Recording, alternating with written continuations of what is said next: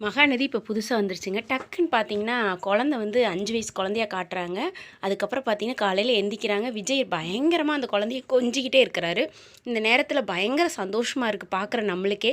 அந்த குழந்தைகிட்ட நெறைய பேசுறாரு. "நீ அம்மாவ ரொம்ப மிஸ் பண்றியா?" அப்படின்னு கேட்கும்போது, உடனே அந்த குழந்தை சொல்லுது, "இல்லையே, நான் அப்பாவ தான் எப்பவுமே மிஸ் பண்ணுவேன். அப்பா தான் எனக்கு ரொம்ப பிடிக்கும். அப்பா மாதிரி எதுவுமே இல்ல." அப்படிங்கிற மாரி பயங்கரமா பேசுது.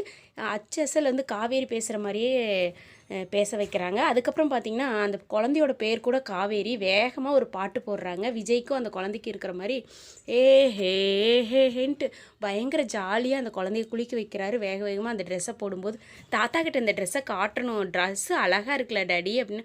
"ஆமா தங்கம்" அப்படின்ட்டு வேகமா ட்ரெஸ் எல்லாம் எடுக்குறாங்க.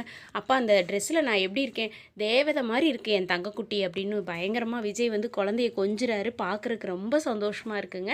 குட்டி காவேரி மாரி காட்டியிருக்கிறாங்க. ரொம்ப அழகா காவேரி எப்படி துருதுருன்னு பேசுவாங்களோ, அந்த மாரி இந்த குழந்தை பேசுது.